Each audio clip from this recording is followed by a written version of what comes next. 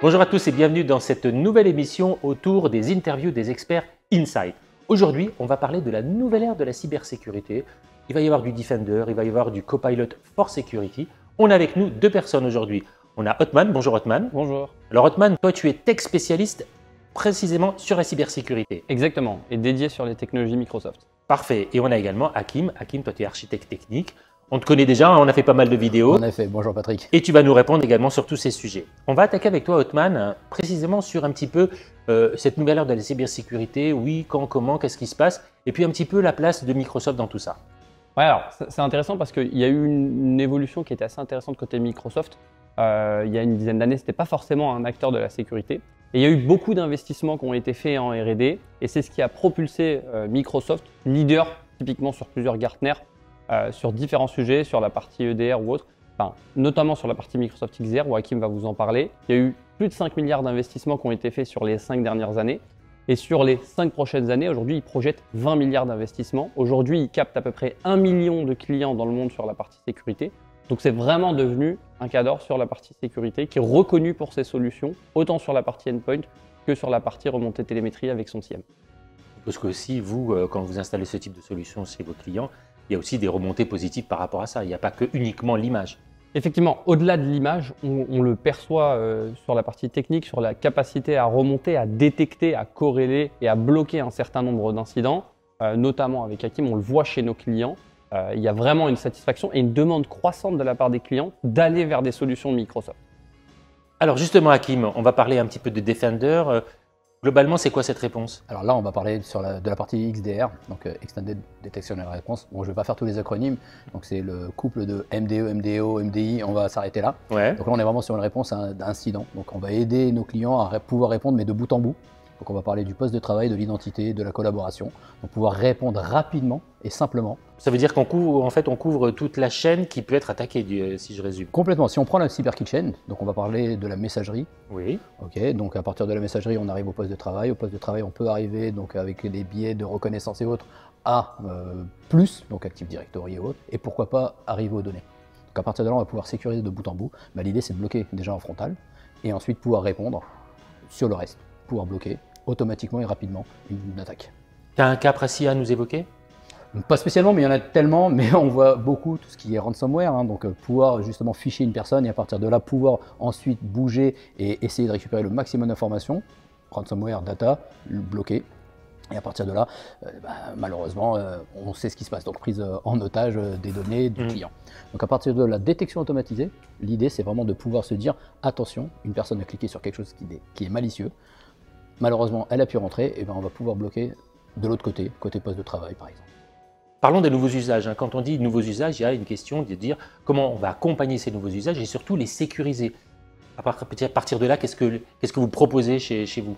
Typiquement, on le voit sur les dernières années, il y a une grosse évolution. On se pose beaucoup de questions, notamment sur la partie intelligence artificielle, autant sur les usages en entreprise que sur le développement global de l'intelligence artificielle. Il y a un impact qui est considérable aujourd'hui sur notre société. Typiquement, on en parlait avec Hakim, c'est comment est-ce que l'intelligence artificielle a eu un impact sur les attaques. Aujourd'hui, elles sont de plus en plus sophistiquées.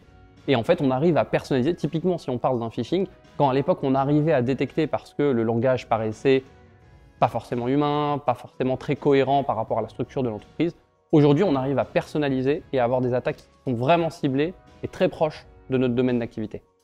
Ça veut dire qu'en fait, tous ceux qui font ces attaques utilisent l'intelligence artificielle et ça devient de plus en plus sophistiqué en fait. Exactement. En fait, aujourd'hui, ils utilisent ces outils d'une manière offensive pour effectivement réussir à atteindre, chiffrer les données, comme le disait Hakim, parce qu'aujourd'hui, le cœur stratégique de l'entreprise, c'est les données. Et c'est ce qu'on cherche à protéger. Un exemple, Othman? Typiquement, aujourd'hui, au Japon, les attaques, on arrive de plus en plus à avoir des attaques de type phishing, quand ce n'était pas le cas il y a quelques années, parce qu'on avait du mal à personnaliser. Aujourd'hui, on se rend compte que les attaques, elles arrivent et qu'elles persistent. Et ça, c'est un phénomène qui est nouveau, qui n'était pas le cas il y a 1 ou 2 ans. Et concrètement, comment on lutte contre ça, Hakim? Alors on va utiliser aussi l'intelligence artificielle maintenant, mais de l'autre côté. D'accord. Donc on était côté attaquant, on va pouvoir utiliser la partie défensive, donc avec Copilot for Security. D'accord, et pas que. Donc le combo gagnant, Copilot for Security et la partie XDR, vont pouvoir répondre, assister, aider à la réponse incident automatisée. Donc l'intelligence artificielle va pouvoir détecter, que ce soit avec des Threat Intelligence, pouvoir rapporter des informations pertinentes de détection et aider l'administrateur donc en fait à faire ce qu'il doit faire, donc au quotidien, plutôt qu'essayer de répondre cas par cas. Copilot for Security va pouvoir assister, aider l'administrateur ou les équipes opérationnelles de sécurité, bien sûr, à répondre efficacement. Pouvoir se focaliser sur telle ou telle attaque. Et aussi pour améliorer leur posture de sécurité. Typiquement, on est sur une offre XDR, encore une fois, c'est X pour étendu.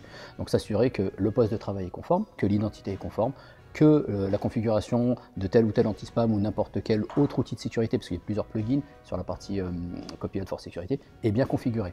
Donc on va pouvoir s'assurer d'une meilleure posture. Encore une fois, le risque zéro n'existe pas, mais au moins réduire le maximum la surface d'attaque. Copilot for Security va aider les administrateurs de bout en bout, de la réponse incident jusqu'à l'amélioration de la posture de sécurité.